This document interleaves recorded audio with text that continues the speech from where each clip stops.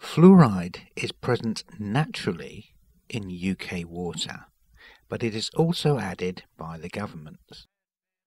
About a fifth of the population drink artificially fluorided water, mostly around Birmingham and Newcastle. The government department that regulates this fluoridation is called the Drinking Water Inspectorate, or DWI.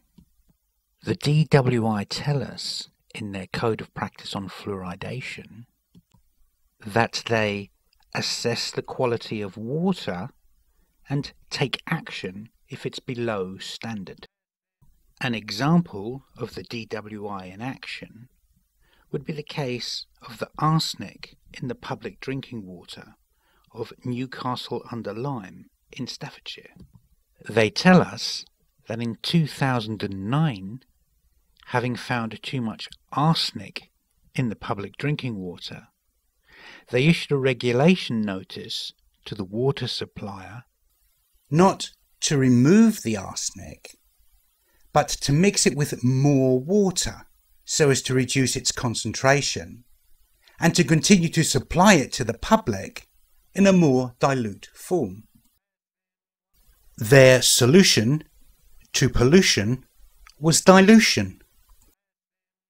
This dilution of arsenic clearly shows that if you think that the government would never knowingly give a poison to the public, then you are wrong. Very wrong.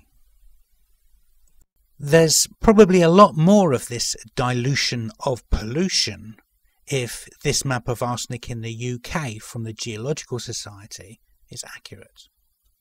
Here is the Newcastle under Lyme that was just mentioned, and here are some other cities that have far more arsenic in the nearby local soil. There is plenty of arsenic in US soil, and indeed it's a problem all over the world. But returning to Newcastle under Lyme, we see that the DWI didn't alert local doctors so that they could be on the lookout for symptoms of arsenic poisoning. And even if they had been alerted, would the doctors have known what to look for? For example, does your doctor know whether cancer is or is not a symptom of chronic arsenic poisoning? And if your doctor can't even recognise arsenic poisoning, what makes you think that they can recognise fluoride poisoning? Try asking your doctor whether cancer is or is not a symptom of chronic fluoride poisoning. Does your doctor know whether some arthritis may be caused by fluoride, or constipation, or irritable bowel syndrome?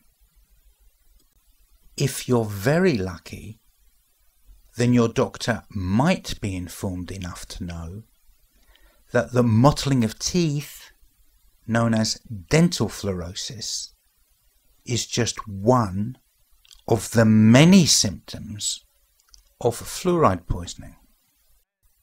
In 1999, the UK government admitted in Parliament that fluoride poisons not just the teeth, but many other parts of the body as well. And yet nobody in the government-run health system is looking out for these other toxic effects, not even in those areas where there's a lot of fluoride in the drinking water.